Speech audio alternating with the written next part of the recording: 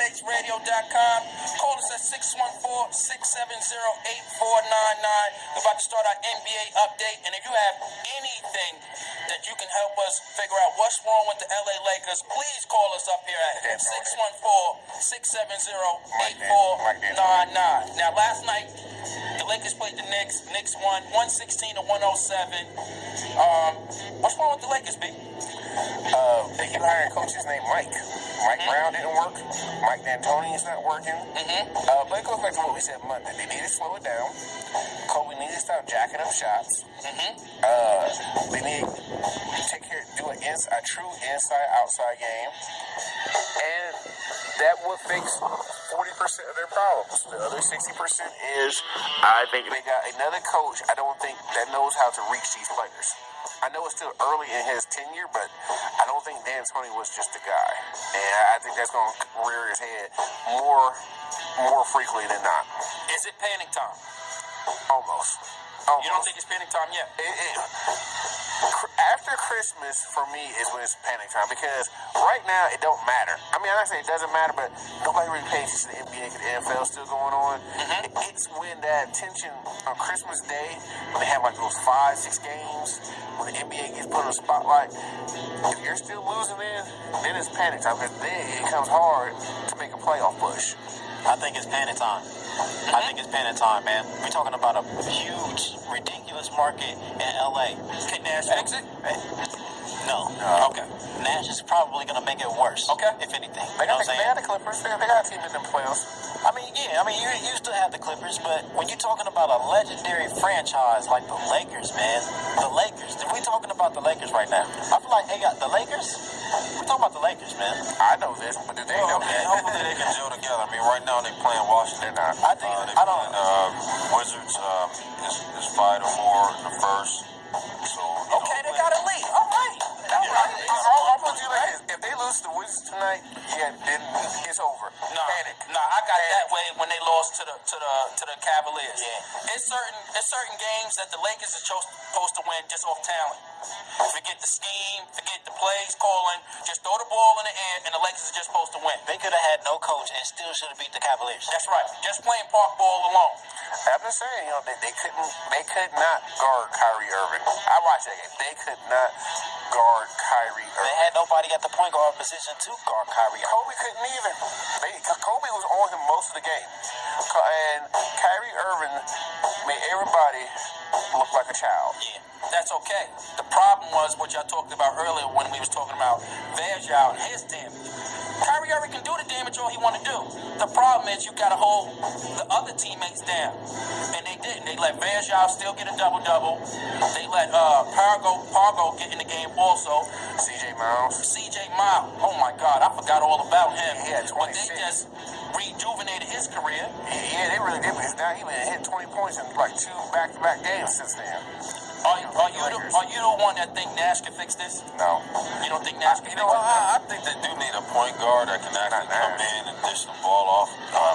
Dribble penetration. That's what I was saying, and that's the reason why the Cleveland Cavaliers was able to beat the Lakers, because they got a big backcourt, which if you get dribble penetration on them, you can kick it out or you can take them to the rack. Depends on what they're doing. I mean, if you're shooting good at a high percentage, a point guard could cause not so bad, not so good defensive team, to not be able to stop you. I mean, that's the name of the game.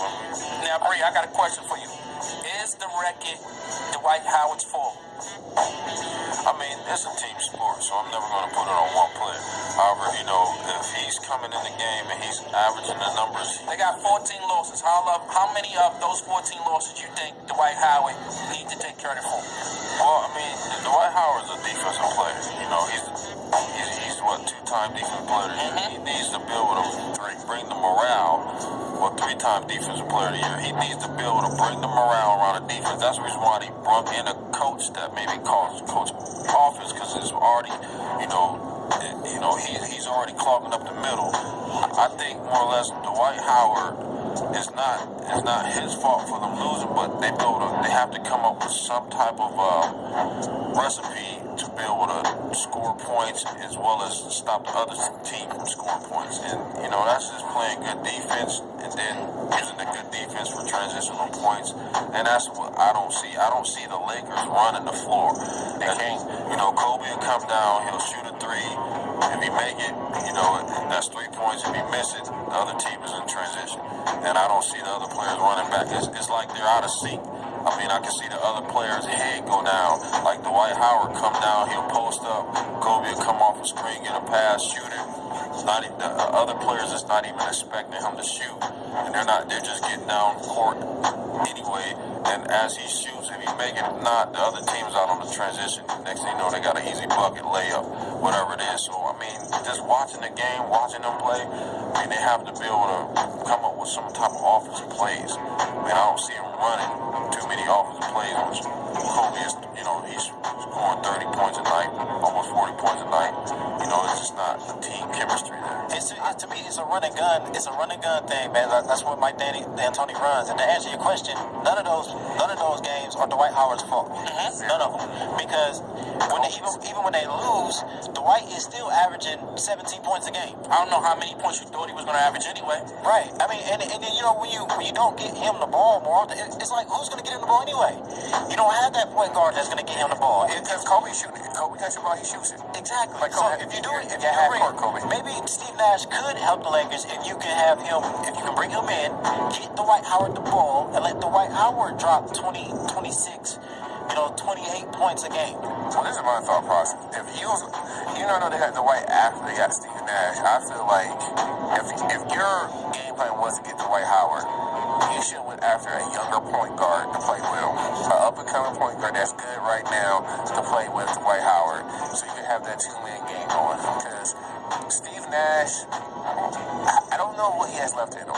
He used up a lot of energy in Phoenix that went nowhere. I think that what's going to happen with Steve Nash is he's going to go down to Jason Kidd status. He's not going to be a scoring threat like he always Play was. 20 games. But he might only play 20 games. But when he comes into the game, he's going to get a lot of assists. Let me ask you, what is wrong with Steve Nash? No defense. He doesn't play defense. Why is he sitting out here?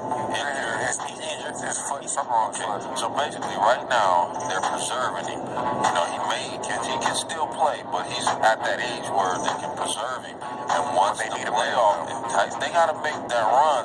They're going to maybe try to make a run here the next week. Well, they're messing around with no run's going to help them. Yeah, I mean, that's where they're at. Now, when the Heat came here a couple years ago, they got like 7 or 8 losses, but then they got it together. Right. They're at 14. That's a dangerous number to be at this early in the year, because now you have to play almost perfect ball, which they're nowhere near for the rest of the season. So let's just say they lose 15 more games a year. I mean, They're already out of playoff contention at that point. yeah, I mean, they could get almost 30 losses. And I mean, you can still make the playoffs, but you're pushing it. And they're nowhere near looking like they're gelling. You don't know what's going on with Paul Gasol. You don't know what's going on with Ron Artest. I don't even know if Ron Artest knows he's even playing basketball sometimes. You know what I'm saying? Had a good game last night. He had a good game. Yeah, he had a good game. And Kobe Bryant, he went to 05 Kobe Bryant. Right. I'm going to shoot everything. Well, right now in the West, in the Pacific Division, the Clippers are 7.5 games over the Lakers. I mean, you got Golden State is 1 game behind the Clippers. I mean, the Clippers are 16-6, Golden State is 15-7, and the Lakers are 9-4. And that's another thing. Golden State looks good. Yeah. Mark Jackson got some playing. Clippers look good. The Grizzlies look great. OKC look great. Like I said, I'm not saying Houston's going to be a dominant team, but they're competitive now. You can't just walk in and think you're going to win that game. Portland, they still got Aldridge look good.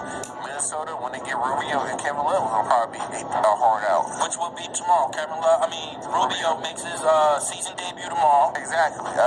So you got all these. Utah is starting to look good out there. I mean, you got all these teams rounded into shape, and they're getting better. And LA's still trying to figure it out. So that's what looks bad for them right now. Now, with everything we just said about the Lakers, who you think out of the top 8 right now will still want to play them first round? Oklahoma City. Probably none of them. Oklahoma City. Probably none of them. Now, I think I have another fix-it for the Lakers.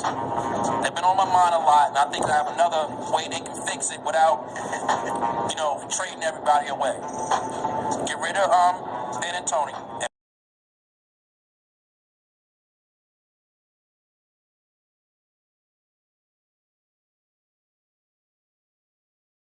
an interim type situation. So Dwight Howard played better. Kobe played better. The team in itself played better. Because we're talking about a man that's dealing with patience. And that's what it takes for the Lakers to succeed. They need to learn patience. They can't have it right now. They're not going to win the Showtime way. Even when Nash comes back, they're not going to be able to win that way. The way you help Steve Nash, we all agree that he's not the best defender in the world. You know how you help him out? Make the team play half court. Have Steve Nash funnel that man down to Dwight Howard. That way, it hides the fact that he is not that good of a defensive player. Right. It shows when he's on the run. When he's in a one-on-one situation. Now you slow the game down a little bit.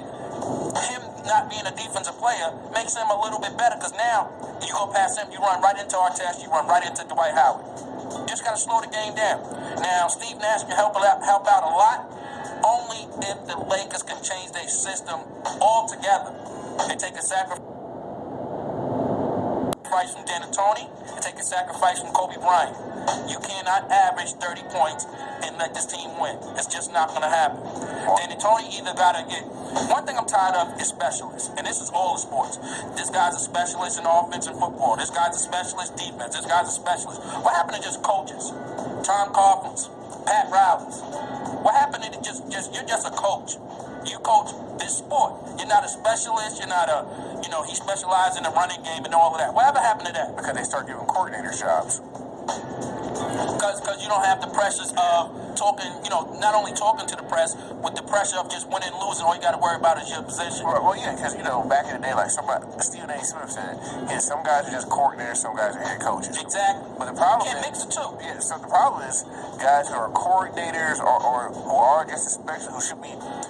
If you was a specialist, you was an assistant coach. Right. And so if you in basketball, if you was an offensive specialist, you was an assistant coach. You coached the offense in practice, you get to a guy, and this is what we're going to do, like a Tex Winters. He was never a head coach.